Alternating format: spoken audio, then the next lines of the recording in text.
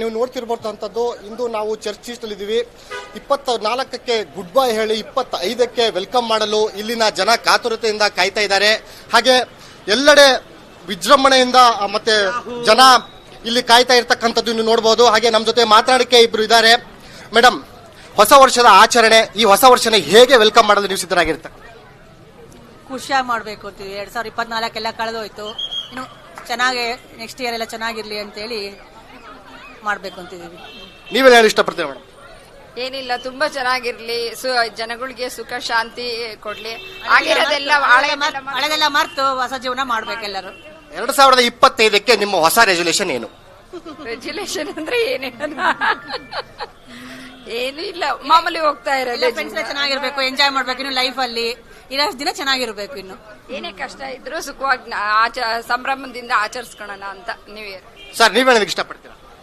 ನಾವು ಹಳೆ ವರ್ಷ ಕಳೆದು ಹೊಸ ವರ್ಷಕ್ಕೆ ಶುಭಾಶಯಗಳು. ಹೊಸ ವರ್ಷ ಸುಖಕ್ಕೂ ಎಲ್ರಿಗೂ ಸಂತೋಷ ಸುಖ ಕೊಡ್ಲಿ ಅಂತ ಪ್ರಾರ್ಥನೆ ಮಾಡಿ. ಸೊ ಇಲ್ಲಿ ನಮ್ಮ ಜೊತೆ ಒಂದು ಕಪಲ್ ಇದ್ದಾರೆ. ಕಪಲ್ ಮಕ್ಕಳ ಜೊತೆ ಚರ್ಚ್ ಸ್ಟ್ರೀಟ್ಗೆ ಬಂದು ಹೊಸ ವರ್ಷನ ವೆಲ್ಕಮ್ ಮಾಡಲು ಸಿದ್ಧರಾಗಿರ್ತಕ್ಕಂಥದ್ದು. ಅವ್ರೇನ್ ಹೇಳ್ತಾರೆ ಅಂತ ಕೇಳೋಣ ಬನ್ನಿ. Sorry, no Kannada actually. Yeah, actually we are here to welcome 2025. So we'll be enjoying. So ನೀವು ನೋಡ್ತಿರ್ತಕ್ಕಂಥದ್ದು ಚಿಕ್ಕ ಮಕ್ಕಳಿಂದ ಹಿಡ್ಕೊಂಡು ವಯೋವೃದ್ಧರವರೆಗೂ ಕೂಡ ಇಲ್ಲಿ ಬಂದಿರತಕ್ಕಂಥದ್ದು.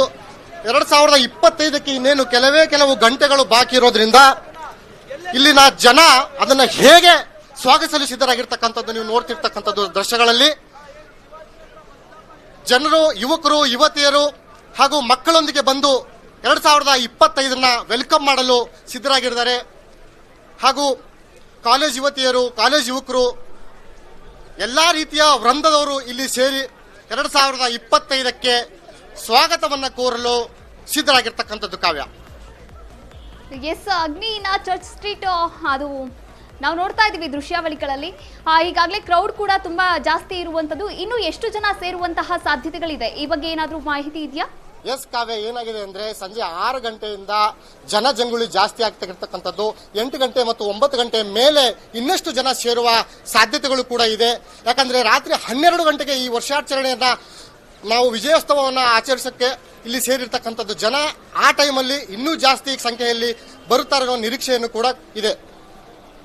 ಎಸ್, ಥ್ಯಾಂಕ್ ಯು ಅಗ್ನಿ, ತಮ್ಮೆಲ್ಲ ಮಾಹಿತಿಗಾಗಿ ಧನ್ಯವಾದಗಳು. ಒಟ್ಟಾರೆಯಾಗಿ ಬೆಂಗಳೂರಿನ ಚರ್ಚ್ ಸ್ಟ್ರೀಟ್ನಲ್ಲಿ ಏನೆಲ್ಲ ದೃಶ್ಯಾವಳಿಗಳಿದೆ ಅನ್ನೋದನ್ನ ಕೂಡ ಈಗಾಗಲೇ ನಮ್ಮ ಅಗ್ನಿಯವರು ಹೇಳಿರುವಂಥದ್ದು.